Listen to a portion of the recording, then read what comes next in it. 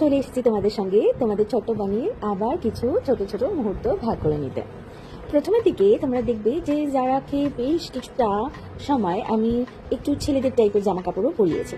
আমাদের নিয়মে ছিল যে যতদিন না যারা নামকরণের পুজোটা হচ্ছে ততদিন অন্য কোনো আমাদের আত্মীয়রই কোনো ছোট বাচ্চার ইউজড জামা কাপড় সেটা আমাদেরকে আতুরের সময় পরতে হয়।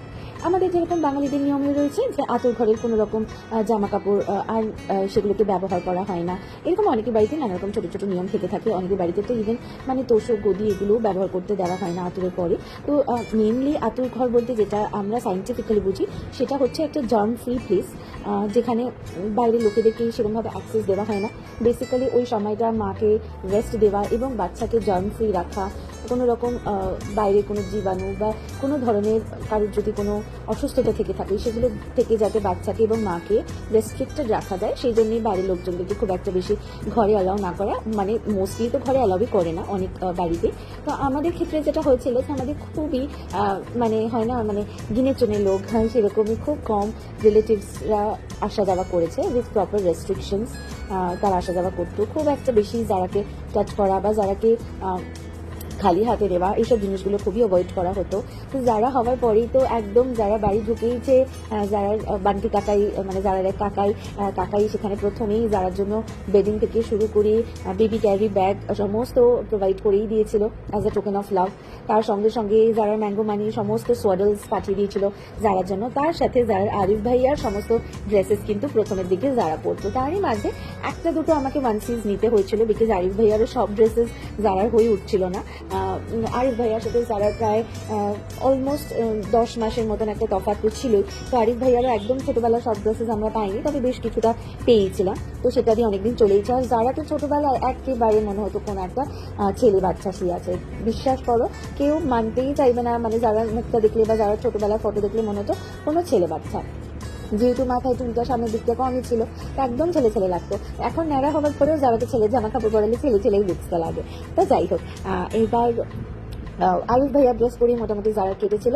টুকটাক একটা দুটো ওয়ানসিস আমাকে কিনতেই হয়েছিল, সেজন্য কিনেছিলাম, তবে বেশ কিছুটা পরের দিকে। কারণ কি যারা যে নামকরণের পুজোটা, সেই নামকরণের পুজোটা হতে যেটা পারফেক্টলি আমাদের 40 days সময় লাগার কথা, তার থেকে সময়টা আমাদের পেরিয়ে গেছিলো। বাড়িতে আমাদের একটা মিসহ্যাপ হয়। আমার বড় পিসি শাশুড়ি উনি এক্সপায়ার করেন, মানে সত্যি একটা দুঃখের একটা বলে না শোকের ছায়া নেমে আসা ফ্যামিলিতে।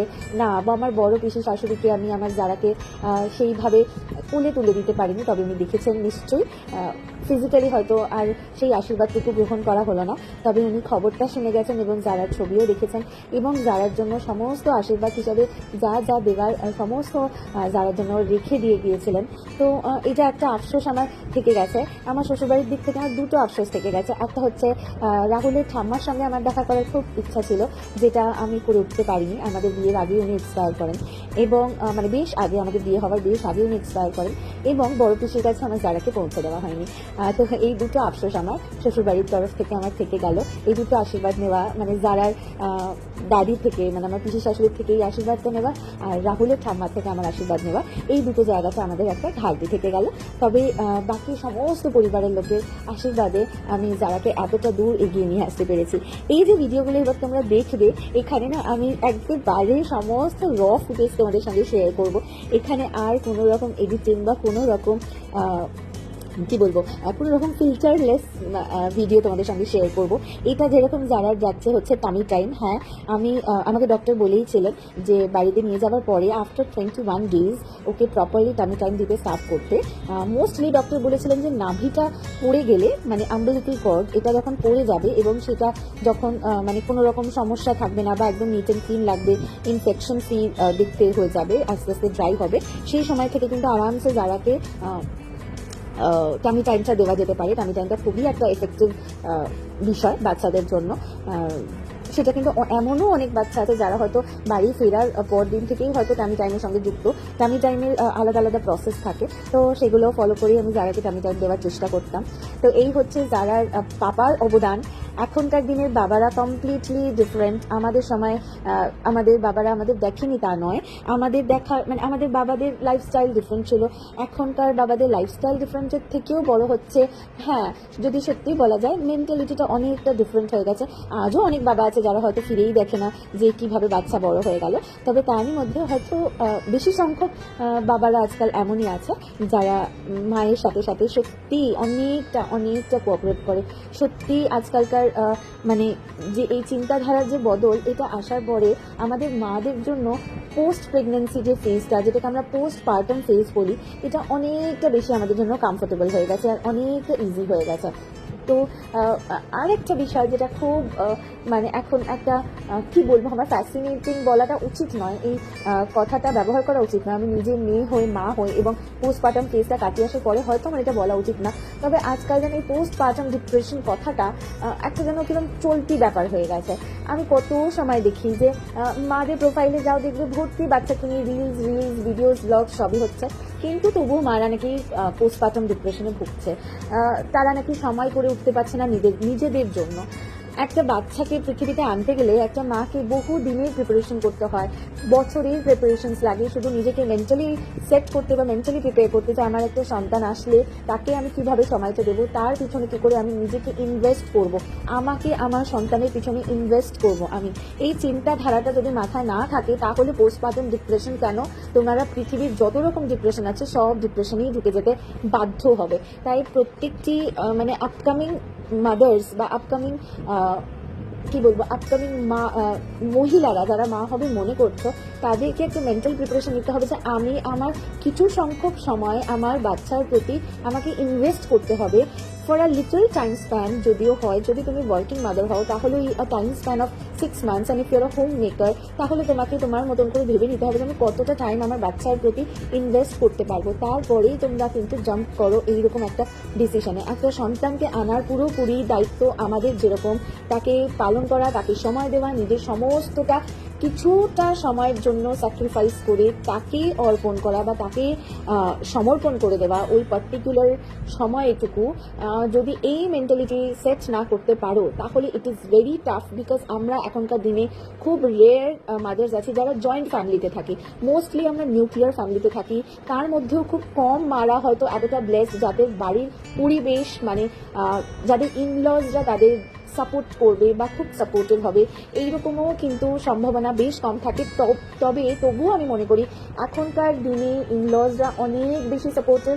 এখন পুরো রেশিওটাই হয়তো পাল্টে গেছে। আগেকার দিনে আমরা যতই জয়েন্ট ফ্যামিলিতে থেকে থাকি মায়ের প্রতি যে কেয়ারটা খুব কম, এটা কিন্তু আমরা ইনলজদের তরফ থেকে দেখে এসেছি, শ্বশুর বাড়ির লোকেদের তরফ থেকে। সদ্যজাত শিশুর প্রতি তো ডেফিনেটলি সকলে পুরোটাই মুভ করে যায়, মানে পুরো অ্যাটেনশনটাই তাদের দিকে মুভ করে যায়, এবং মায়েদের প্রতি অতটা ধ্যান কিন্তু আগেকার দিনে অতটাও থাকেনি। তাদেরকে ওই আতুর ঘর অবধি একটা রেস্ট দেওয়া হতো যাতে তারা খুব তাড়াতাড়ি রিকভার করে আবার নিজেদের লাইফ ফেরত যেতে পারে। বাট এখনকার দিনে আমি অনেক ক্ষেত্রে দেখে এসেছি এবং আমার অনেক পরিচিতদের এক্সপিরিয়েন্স তোমাদের সঙ্গে শেয়ার করে যদি বলতে হয়, দেখে এসেছি যে শ্বশুর শাশুড়িরা আজকালকার দিনে কমপ্লিটলি ডিফারেন্ট, তাদের চিন্তাধারাও অনেকটা ডিফারেন্ট। কিন্তু তার মধ্যেও আবার কিছু সংখ্যক মানুষ এখনও থেকে গেছে যারা হয়তো অতটা সাপোর্টিভ নয়। শুধু মায়ের প্রতি কেন, ইভেন বাচ্চারাও অনেক সময় কিন্তু নেগলেক্টেড হয়। তো সেখানে যদি মা বা বাবা তারা যদি নিজেদেরকে বাচ্চাদের মানে এই বাচ্চাকে বড় করে তোলার পিছনে যদি নিজেদের সময় যদি ইনভেস্ট না করে, তাহলে তারা মানে সেই বাচ্চাদের তো কোনো দোষ নেই, তারা তো স্বেচ্ছায় এই পৃথিবীতে আসতে চায়নি। আর মা যদি নিজেই ডিপ্রেশনে চলে যায়, তাহলে কিভাবে এই যে সময়টা একটা বাচ্চা, একটা শিশু যে যার মুখে বুলি পর্যন্ত ফোটেনি, যে নিজের সমস্ত দুঃখ কষ্ট সমস্তটা এক্সপ্রেস করার জন্য মা ছাড়া কাউকে সেটা প্রকাশ করে উঠতে পারবে না, সেখানে যদি মা নিজে ডিপ্রেসড থাকে, মা নিজেকে নিয়ে ডিস্টার্ব থাকে, তাহলে কিন্তু বাচ্চার এই ফেজটাকে সে ওভারকম মানে সদ্যজাত বাচ্চার যে একটা আনন্দের ফেজ, এই ফেজটা যে চলে যাবে সেটাকে কিন্তু আর সে ফিরেও পাবে না। আর এই জার্নির যে আনন্দটা সেটাকে কিন্তু সে উপভোগও করতে পারবে না। একটু জ্ঞান দিলাম ঠিকই, তবে সত্যি কথা বলছি, যদি এইটাকে ওভারকাম করে নিতে পারো তাহলে এই যে মাদারহুড যে ফেজটা, এটার যে আনন্দ সেটা বলে বোঝানো যাবে না। এটা ঠিকই যে পোস্টপার্টাম ডিপ্রেশনটা শুধুমাত্র যে এই পারিবারিক বিষয় তা নয়, প্রচুর হরমোনাল চেঞ্জেস আমাদের বডিতে চলে। কিন্তু এটাও তো মাথায় রাখতে হবে, আমাদের মারাও তো আমাদেরকে বড় করেছে, তাদেরও তো বডি অন্য কিছু ছিল না, আমাদেরই মতন তাদেরও হাজার একটা হরমোনাল চেঞ্জেস এসেছে। তারা কত মানুষের কাছে গেছে বা নিজেদের এই যে পোস্টপার্টাম ডিপ্রেশনটা খুলে বলতে পেরেছে। এখন তো আমাদের কাছে আমাদের হাজবেন্ডসরা আছে, তাদেরকে বলা যায়। আগেকার দিনে তো আতুর ঘরে হাজবেন্ডদের পর্যন্ত ঢুকতে দেওয়া হতো না। তাহলে তারা যখন এই জিনিসটাকে ওভারকাম করে উঠতে পেরেছে, তাহলে কেন আমরা পোস্টপার্টাম ডিপ্রেশনকে আমাদের উপরে মানে একদম তারা কেন এত শক্তিশালী হয়ে পড়ছে, ডিপ্রেশন কেন এত শক্তিশালী হয়ে পড়ছে, আর আমরা কেন এত উইক হয়ে যাচ্ছি? কেন আমরা মারা পারবো না এই ডিপ্রেশনটাকে দাবড়ে একদম মুচড়ে দুমড়ে ভেঙে দিতে? পারবো আমরা, ইফ রিকোয়ার্ড। এখন অনেক ধরনের কাউন্সিলিং বেরিয়ে গেছে, pre pregnancy counselling, post pregnancy counselling. আগে থেকে অ্যাপয়েন্টমেন্টস নিয়ে নাও, আগে থেকে এইসব সেশনস জয়েন করে নাও, যাতে গিয়ে আমাদের কোনো রকম ব্যবহারে যেন আমাদের বাচ্চা কষ্ট না পায়।